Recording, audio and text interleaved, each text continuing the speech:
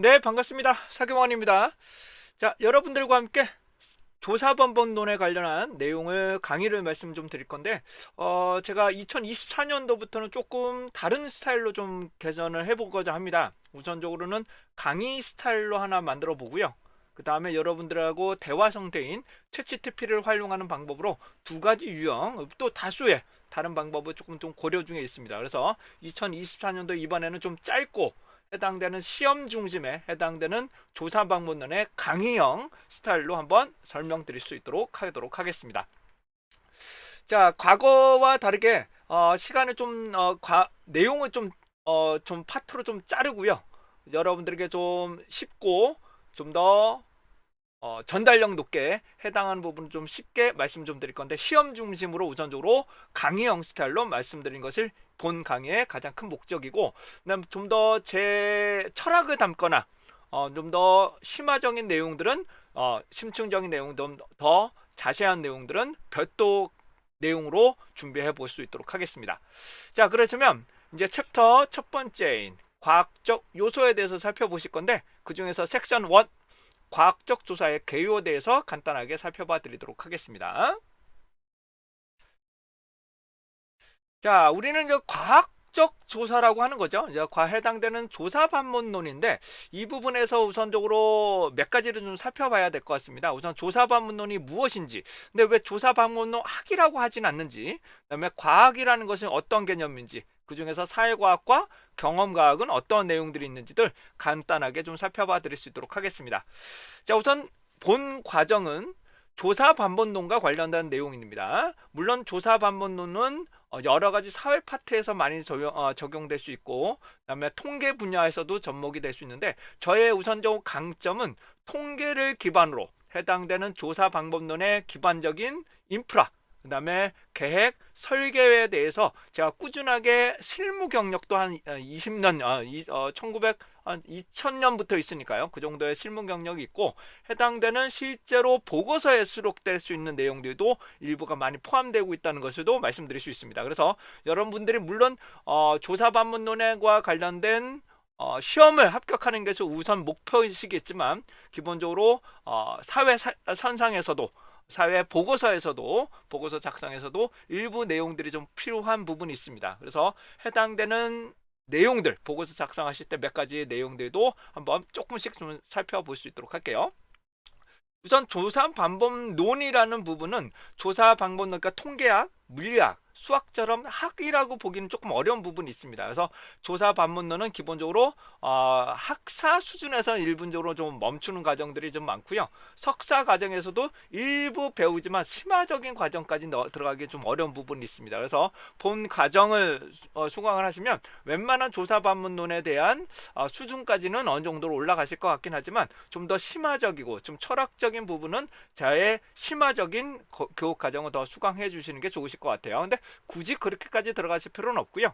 근데 우선 조사 반문론이라는 것을 말씀을 좀 드리면, 조사를 하는 거잖아요. 우선적으로 해당되는 조사를 하게 되는데, 이 조사를 어떻게 할 거냐, 과학적으로 하는 것이 가장 큰 목적입니다. 그래서 이 조사를 위해서라면 연구의 목적을 달성하는 것이 1차 목적이겠죠. 연구 목적을 달성하는 게 1차 목적. 그 다음에 내가 알고자 하는 가설을 설정을 하고, 어떤 방법으로 수집할 거냐, 거기에 맞는 연구의 질문이나 자료 수집 방법들, 여러 가지 수집 방법을 정리하고, 그다음 실태 조사, 뭐 여기서 말씀 실태 조사는 방문 조사가 있을 수도 있고, 뭐 인터넷 조사가 될 수도 있고, 다양한 조사 기법을 사용할 수가 있겠죠.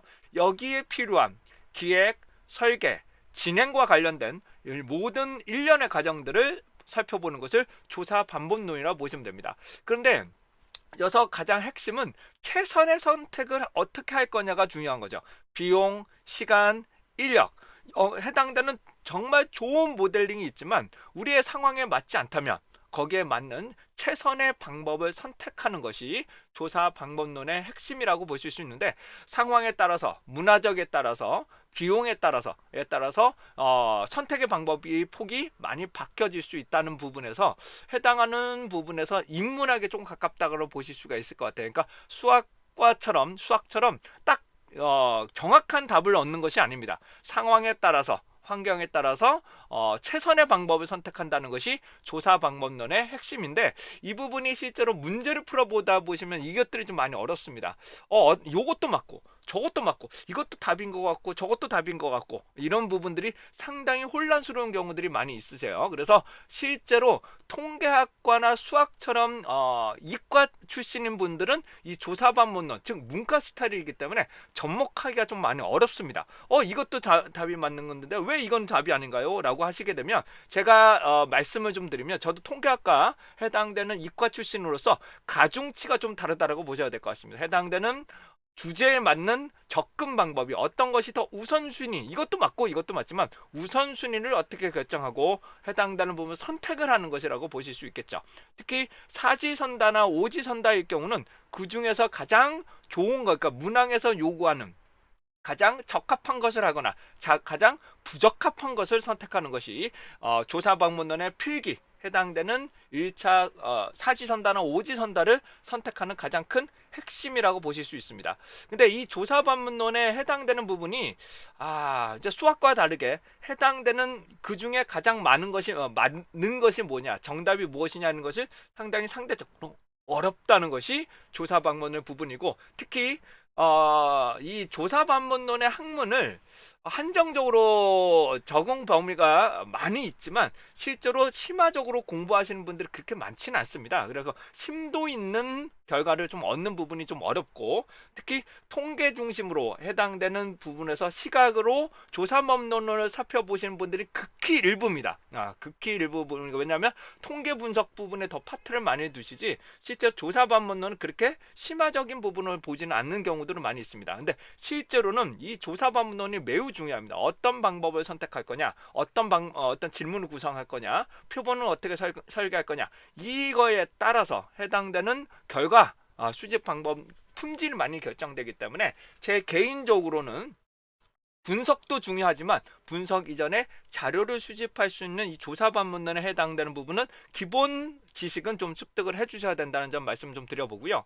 근데 실제로 보시면 분석은 실제로 통계를 가지고 많이 분석을 하잖아요. 그렇기 때문에 통계를 기반으로 조사 방문론을 우선 확장을 하셔야 되는데, 이게 조사 방문론이 좀 통계를 동시에 잘 하시는 분들이 생각보다 좀 어려워요. 이게 왜냐하면 문과와 이과의 스타일이시기 때문에 해당되는 선택의 지원점과 계산의 문제점이 부리기 때문에, 요거를 저의 개인적으로는 우선 통계 중심에서 해당되는 조사 방문론이 어떻게 중요한지, 체계적으로 중요한지는 구체적으로 좀 다양한 방법을 설명드릴 수 있도록 하겠습니다. 그래서 우선은 시험에 중점적으로 볼 거고, 그 다음에 제가 경험했던 내용들을 조금 가미해서 설명드릴 수 있도록 하겠습니다.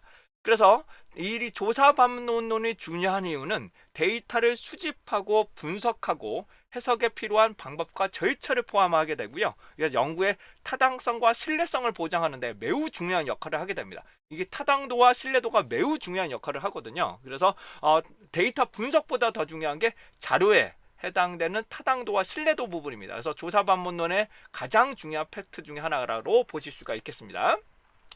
근데 저도 보면 이제 분석과 해석을 딱 분리하기 쉽지가 않아요. 그렇죠? 분석과 해석이라는 부분이 조금 어려울 수가 있는데, 분석이라는 것은 현재 상황만 해당되는 식별하는 것이라고 보시면 됩니다. 남자가 몇 퍼센트, 여자가 몇 퍼센트, 뭐 남자가 높다, 여자가 높다, 요 정도만 보는 게 분석일 것 같고요. 해석이라는 것은 이제 연구자의 주관이나 연구 목적에 맞는 내용들이 의미와 맥락을 좀 부여하는 것이죠. 상대적으로 여성이 많기 때문에 어떤 내용들을 좀 집중적으로 봐야 되겠다, 이런 것은 해석이라고 말씀 좀 드릴 수가 있겠죠. 그래서 분석을 기반으로 해석까지, 그러니까 해석을 막 과장해서 과도한 추정을 하시면 안 되겠죠. 그러니까 분석을 기반으로, 우리가 데이터 기반으로 분석을 하고 해석의 전문성을 가지는 그런 여러분들의 능력을 상상시키는 방법들이 필요합니다. 근데 우선적으로는 분석을 먼저 하실 수 있어야 됩니다. 분석. 근데 해석은 시각과 노하우, 경험에 따라서 많이 달라질 수가 있겠죠. 다음 이제 과학입니다. 우선은 뭐 과학이라고 많이 들어보셨을 겁니다. 과학적 조사, 뭐 과학적 분석, 뭐 이런 것들이 나오시는데, 우선은 과학에는 뭐 여러 가지 전제 조건이 있겠으나 우선적으로 수학하고는 조금 다릅니다. 이과에 해당되는 기반이 가장 수학이거든요. 그래서 수학과 과학과 다른 것은, 수학은 기본 공리가 있죠. 계산할 수 있는 틀이 있고 그거부터 하나씩 업그레이드를 시키는 방법이지만 과학이라는 것은 기본 법칙을 전혀 모르고 시작을 하게 되면 이런 것들이 관찰이 되네? 이런 것들이 있었네? 라는 것을 보고 이런 것들 왜 어떻게 나올까라는 것도 보면서 해당되는 법칙을 만들게 됩니다. 그래서 시간이 못 가라는 것은 철학이죠. 그러니까는 해당되는 뉴턴도 그렇습니다. 해당되는 뭐뭐뭐 조건 이후부터만 설명한다. 그러니까 해당되는 이론적인 부분, 그러니까 철학적인 분석은 우선적으로 과학적 범위하고 조금 다를 수 있다는 점 다시 한번 말씀을 좀 드리고 하겠습니다. 그것까지 들어가면 너무 이제 힘들어요. 너무 다양한 의견들이 있기 때문에. 그래서 법칙을 대부분은 올바르지가 않을 수 있습니다. 정답이 아닐 수도 있어요. 그렇기 때문에 지속적으로 수정 보완이 필요하다는 것입니다. 그러니까 예전에는 예를 들어서 질량 보존의 법칙에서 질량은 언제든지 조금씩 변경될 수 있다는 것이 계속 발견됨에 따라서 에너지를 보존하는 법칙, 에너지 보존의 법칙으로 조금씩 더 개정되고 있는 것으로 보실 수가 있을 것 같고, 근데 문제는 이 에너지라는 것이 무엇이냐, 이제 전제 조건 이런 것들이 상당히 어려운 난관이라고 보실 수가 있겠죠. 그 다음에 또 언제든지 예외성이 존재를 합니다. 그래서 특히 조사 반문론에서는 특이한 예외성이 존재를 할 경우가 상당히 많아요. 이럴 경우가 상당히 왜 이런 것들이 발생을 할 건지. 그러니까 수학이나 통계를 공부하셨던 분들은 이 예외성이 없어야 되거든요. 해당 부분 극히 일부는 뭐 여러 가지 조건에서 있지만 해당되는 조사 반문에서는 이거 봐서도 예외가 존재할 수 있다는 측면에서 상당히 조금 어려운 접근하기가 좀 어려운 부분들도 상당히 있을 수 있습니다. 근데 보편적으로 합리적으로 우선적으로 시험 중심이라면 그런 정도로 그 정도로 판단하시는 게 좋습니다. 그리고 사실을 기반으로 합리적인 분석, 그다음에 해석, 최종적으로 판단을 하는 것으로 보실 수가 있겠고요.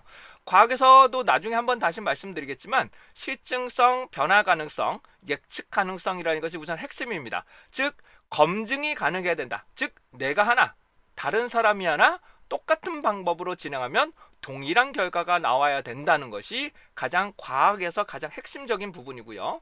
그 다음에 언제든지 변화가 가능합니다. 왜냐하면 우리가 정답을 보고 가는 것이 아니기 때문에 언제든지 뭐 질량 보존, 그러니까 에너지 보존 법칙이나 뭐 뉴턴의 만류인력의 법칙도 계속 완벽하다고 보지만 계속적으로 벗어나고 개정되고 업데이트가 되는 경우들이 상당히 많거든요. 그렇기 때문에 최선의 선택을 해서 언제든지 변화가 가능할 수 있다는 측면, 정답이 아니면 100%라는 것이 보기가 어려울 수가 있기 때문에 내 말만 믿고 가, 그런 것들은 과학이라고 좀 보기가 어려울 수가 있겠죠. 그래서 철학과 혹은 종교와 과학과는 조금 차이가 있을 수 있다. 왜? 언제나 우리가 탐구하고 그 다음에 가설을 생기고 문제점을 도출하고 이런 것들을 어떻게 해결을 할까, 이런 것이 과학적인 시각이라고 보실 수가 있겠습니다. 그 다음에 미래가 어떻게 될 것인가, 예측이 계산이 가능해서 미래가 어떻게 될 것인가를 살펴보실 수 있는 것이 과학입니다.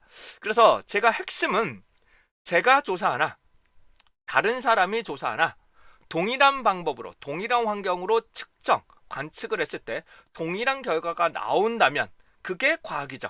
과학이란 부분입니다. 근데 해당은 동일한 환경을 추정한다는 것이 쉽지가 않죠. 그 다음에 특이한 상황이 나타날 수도 있고요. 그런 뭐 날씨 이런 것들은 날씨 과학을 그럴 경우는 평균적으로 수렴하는 방법 등을 많이 사용하실 수도 있겠죠. 그래서 해당하는 법이 좀 체험적으로 좀 괴리감, 격차가 발생할 수도 있는데 특히 조사 반문론에서는 많은 그런 차이점이 발생하기 때문에 여러분들이 우선적으로 상식적에서 선택할 수 있다. 최선의 방법이다. 따라서 최선을 선택하는 것이 우선 조사 반문론이다 라고 보시면 되시겠습니다.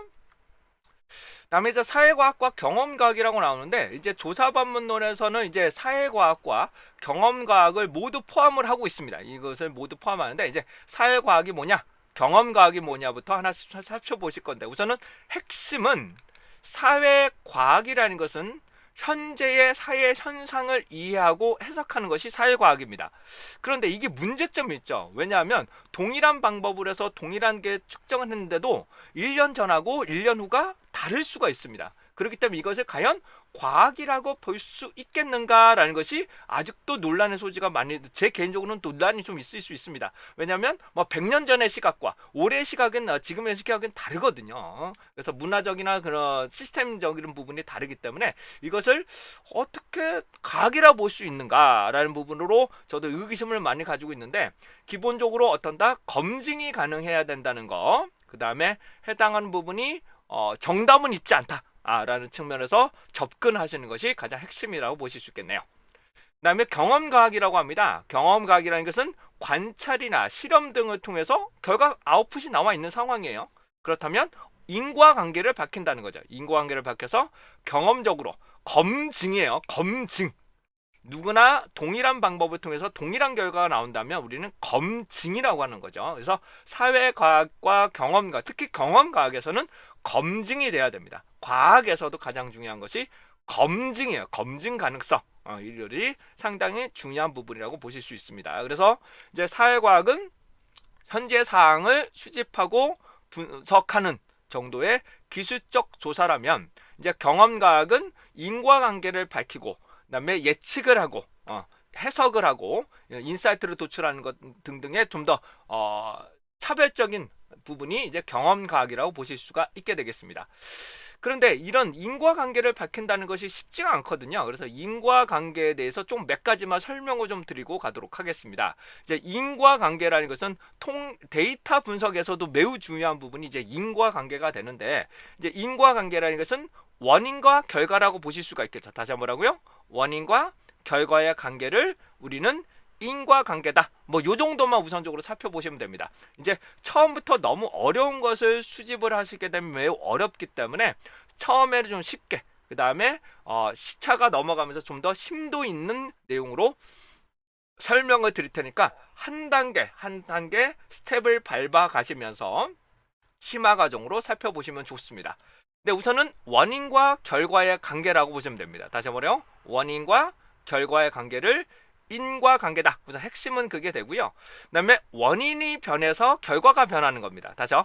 결과가 변해서 원인이 변하는 것이 아니라 원인이 변화해서 결과가 변하는 관계. 이것을 우리는 인과관계라고 보시면 됩니다. 그래서 원인이 일정한 방향으로 변하면 결과가 그 변화의 원인의 영향을 받아서 일정한 패턴으로 변하는 관계, 이것을 우리는 인과관계라고 보실 수 있습니다. 근데 이 원인이 반드시 한 개일 수는 일 수도 있겠지만 거의 한 개일 가능성은 없죠. 그래서 하나의 결과를 얻기 위해서 여러 가지 요인들, 원인들이 발생할 수 있고, 그 중에서 가장 영향을 많이 미칠 수 있는 변수를 선택하고 그 변수를 우리가 적절히 조절하면서 결과가 어떻게 될 것인가를 예상할 수 있게끔 만들어주는 것, 이것을 우리는 인과관계라고 보시면 되시겠습니다. 제가 요즘 챗GPT를 많이 사용을 하고 있는데, 이 챗GPT에서도 똑같은 설명을 좀 말씀드릴 수가 있습니다. 나는 어떤 결과를 얻고자 하는데 어떤 내용의 질문 혹은 프롬프트를 질문할 거냐에 따라서 결과가 크게 달라질 수가 있습니다. 그래서 해당되는 이러한 프롬프트, 그러니까 해당되는 제안사항, 그다음에 질문 내용들을 좀 체계적으로 질문을 하고 해당되는 결과를 얻어낼 수 있어야 되는데, 이게 또 문제가 동일한 질문을 진행을 해도 해당되는 챗GPT에서는 동일한 결과가 좀 얻기가 좀 어려워요. 그래서 챗GPT 해당되는 나레이션, 해당되는 문장으로 LLM이라고 하는데, 그러니까 라지 랭귀지 모델이라고 하는데, 해당되는 언어 모델을 사용하기 때문에 확률적으로 접근함으로 해당되는 결과가 그때마다 조금씩 달라지게 됩니다. 그래서 이거를 확률론적으로만 접근을 해야 될 것인지, 아니면 좀 더 내가 원하는 핵심적인 결과가 무조건 도출하게끔 만들 것인지, 이런 것들도 상당히 조금 관건이 될 수가 있습니다. 그래서 자율성을 조금 부여를 할 건지, 아니면 목적을 달성하고 그 다음에 해당되는 아웃풋을 얻어낼 것인지에 대해서는 조금 여러 가지 시각의 차이가 있을 수 있습니다. 그래서 제 경험적으로는 폭넓은 결과에서 점점 더 시야를 좁혀나가는 방법이 있을 수가 있고요. 시야를 좁힌 다음에서 목적을 달성하고 확장하는 개념들도 병행해서 사용하실 수 있습니다. 그래서 이러한 복합적인 결과를 봤을 때도 이런 어떤 원인을 집어넣을 거냐, 그거의 결과가 어떻게 도출할 거냐에 따라서도 여러분들의 인사이트나 다양한 전문성에 대해서도 좀 다르게 표현될 수가 있겠죠. 자, 용어를 살펴보죠. 용어에서는 이제 자료, 데이터, 그다음에 분석 등등이 나오는데, 우선 자료, 데이터라는 것은 관찰, 그다음에 실험 등을 통해서 얻어내는 값들을 말하게 됩니다. 그래서 정형화되어 있거나 형식화가 되어 있는 것을 우리는 데이터라고 보시면 될 것 같고요. 이제 분석은 아까도 초기에 말씀 올린 것처럼 기본적으로 통계적 기법, 수학적인 기법을 많이 써서 현재 상황이 어떻게 되는지를 설명하는 정도, 그것이 분석이라고 보시면 되실 것 같고, 이제 정보나 해석 같은 경우는 좀 더 자기의 인사이트, 주관적인 내용 혹은 연구 목적의 달성을 위한 내용들을 맥락을 더 추가하는 방법, 이것을 우리는 해당되는 부분을 우리는 해석 혹은 설명이라고 보실 수도 있겠죠. 근데 설명은 인과관계까지 밝히는 것을 구체적으로 더 설명이라고 보실 수 있겠어요. 정보라는 것은 인포메이션이라고 해서 실제로 이제 패턴들을 발굴하고 불확실성 정도를 감소를 시키는 정도다라고 보시면 돼. 요거는 그렇게 어려운 부분은 아니니까 시험에서도 많이 나오진 않아요. 그래서 요런 부분들은 그냥 요 자료, 분석, 해석, 그다음에 정보를 기반으로 많이 하겠다라는 것들만 이해하시면 되시겠습니다. 근데 요거는 조금 검토를 좀 해고 가도록 할게요. 이제 검증하고 검정이라고 나오거든요. 다시 검증과 검정이 나오는데 이 용어는 좀 설명드리고 가도록 하겠습니다. 검증은 증명을 하는 것을 말합니다. 다시 검증은 증명을 하는 것이고, 검정은 판단을 하는 겁니다. 판정. 그러니까 합격이냐 불합격이냐 판정하는 것은 검정이 되는 거고요. 이게 현재 이론과 합리적으로 동일하게 나오는지 안 나오는지 증명만 하는 것을 우리는 검증이라고 보시면 됩니다. 자, 예를 들어서 아인슈타인의 중력파 같은 것은, 아인슈타인에 해당하는 중력파는 원래 검측이 상당히 어렵거든요. 그런 경우를 우리가 검증하는 거죠. 그래서 과학에서는 검증이 우선적으로 필요합니다. 검증. 동일한 방법을 해서 동일한 환경에서 측정을 했는데 동일한 결과가 나온다. 그러면 이거는 검증이라고 보셔야 됩니다. 검증. 그다음에 이제 판정을 하는 것을 우리는 검정이라고 보시면 되실 것 같은데, 이게 도서나 내용들을 보시면 어디서는 통계적 검증, 어디서는 통계적 검증이다. 통계적으로는 검정이 맞습니다. 다시요. 통계적으로는 검정이 맞고요. 이제 검증이라는 것은 검증되었다. 어느 정도 상식선에서 인정할 수 있는 부분, 반복 측정했는데 오차 범위 안에 해당되는 부분이 반복 측정이 됐다라면 우리는 검증이라고 보실 수가 있죠. 검증되었다, 검증되지 않았다, 이런 것들을 보시면서 이론이나 과학적인 부분을 더 한 단계 더 도약할 수 있는 것을 검증이라고 보실 수가 있겠죠. 그래서 검증과 검정의 의미는 원래 다릅니다. 그런데 실제로 사회조사 분석사뿐만 아니라 경영지도사, 그의 사회복지사 등등등의 여러 가지 시험 문제를 보시면, 그러니까 이 용어를 제대로 파악 못 하시는 분들이 상당히 많습니다. 특히 통계학과 출신이 아니신 분들은 검증과 검정에 대해서 명확한 이해 정도가 많이 떨어지십니다. 특히 마케팅 측면에서 특히 그래요. 마케팅 부분, 경영학 부분, 이런 분들, 특히 수학과 관련된 통계적인 검정을 하지 않으신 분들하고는 좀 시각이 좀 많이 다릅니다. 그래서 해당되는 부분은 검증하고 검정은 다르다. 다르다는 것을 다시 한번 강조드립니다.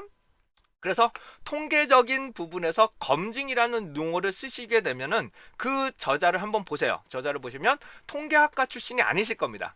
거의 통계학과 출신이 아니실 거고, 마케팅 부분, 그다음에 다른 분야이기 때문에 해당되는 검증과 검정은 확실하게 다르다는 것을 다시 한번 강조드리고 진행합니다. 그래서 검정은 합격이냐 불합격이냐 판정하는 것을 검정이라고 보시면 되실 것 같고요. 그래서 검정은 검증된 데이터를 기반으로 검정을 하는 거죠. 검정. 그래서 우리가 볼 수 있는 일반적으로 정형과 비정형, 즉 예를 들어서 비정형이라는 것은 이런 것들이 있죠. 언어, 다양한 언어, 음성, 이런 것들은 우리는 검정하기가 조금 쉽지는 않아요. 숫자로 되어 있지는 않은 자료들은 검정하기가 상당히 어려운 부분이 한계점이 있습니다. 아직 통계적인 접근에서는. 그래서 우리 현재 빅데이터나 여러 가지 데이터 분석 부분에서는 검정도 하지만 검증을 하는 방법 등들도 계속적으로 발전하고 있다는 점을 다시 한번 말씀드립니다. 저도 우선 자연어 처리에서도 예전에는 상당히 어려웠던 부분이 이제 챗GPT를 사용하시면서 좀 더 검증된 내용으로 얻어낼 수 있다는 부분에서 이 인공지능이 상당히 발전하고 있다. 이거보다 이제 더 1, 2년이 가면서 더 많이 발전할 것이라는 것을 확실한 체험을 많이 갖고 있습니다. 예전에는 한글을 분석하는 게 되게 어려웠거든요. 한글 문장을 해석한다는 것을 요약한 거나 분석하기가 정말로 어려웠는데 해당되는 챗GPT나 여러 가지 대규모 LLM 방법을 사용하니까 좀 더 객관성 있는 결과치를 좀 얻는 방법을 제가 자체적으로 좀 습득을 많이 했습니다. 그래서 해당되는 검증된 결과치도 이제 계속 사례를 한번 좀 보여드릴 수 있도록 하도록 하겠습니다. 자, 아까 전 말씀 올린 것처럼 가설 검증과 검정은 따로 용어가 따로 있어요. 검증이라는 것은 주관식이나 정성적인 분석, 경험에 주력을 하게 됩니다. 예전에는 저도 이거 별로 좀 믿지 않았습니다. 이 가설 검증은 뭐 이런 부분인데 실제로 지금 제가 감성 분석이나 정성적인 분석을 챗GPT를 통해서 여러 가지 분석을 해보니까 상당히 발전할 가능성이 상당히 높다는 것을 지금 체험적으로 많이 느끼고 있습니다. 예전에는 저는 검정만 많이 중점적으로 봤는데 이거보다는 이제 확장되는 범위로 보실 수가 있기 때문에 이 인공지능을 통해서 우리가 그동안 하지 못했던 해당되는 검증 분야가 한 단계 몇 단계 이상이 더 발전될 것이라는 것을 제가 확신해서 말씀 좀 드릴 수가 있겠네요. 저도 한 1년 전만 하더라도 이거 하지 않았습니다. 이런 중간식 내용이었는데 요즘 들어서는 좀 더 획기적인 분석 방법 등을 좀 제시할 수 있다는 점에서 상당히 발전되고 있다는 점을 말씀 좀 드릴 수가 있겠네요. 자, 그 다음에 계량적으로만 분석한다는 것이 가장 검정입니다. 그러니까 얘는 숫자로만 계산이 가능해야 된다는 점에서 한계가 되셨던 부분. 그래서 저도 이것만 했습니다. 해당되는 정량적 분석만 분석이다라고 저도 이렇게 이해했지만 실제로는 가설 검증 이 부분이 상당히 발전 가능성이 상당히 높다라는 것을 다시 한번 강조드립니다. 그래서 추후에는 제가 아까도 말씀 올린 것처럼 이론 중심의 강의를 하고 그다음에 챗GPT를 통해서 어떤 내용들이 좀 도출되고 있는지에 따라서 차별적인 강의의 내용들도 한번 보실 수 있도록 보도록 하겠습니다. 다음 특히 가설 검정의 가장 큰 문제점은 이분법입니다. 이분법. 예스냐 노냐 딱 판단만 하는 거든. 예스냐 아니냐 이거 노냐. 근데 원래는 선택이면 나머지는 틀리다가 아니라 모른다라고 해야 되거든요. 다시 그러니까 선택을 하면 해당 그 다음 것은 틀리다가 아니라 뭐라고요? 해당한 것은 잘 모른다라고 판단을 해야 되는 게 원래 맞는데 그렇게까지 가면 이제 철학이 돼 버리거든요.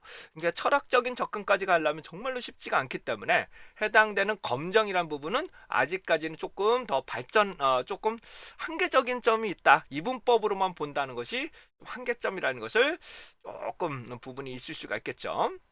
그래서 다양한 조사 기법 등 그래서 검증된 자료와 이제 가설 검정과 해당되는 정성적인 복합적인 연구가 충분하게 이제는 발전할 가능성이 충분하게 있다는 점 다시 한번 강조드리도록 하겠습니다.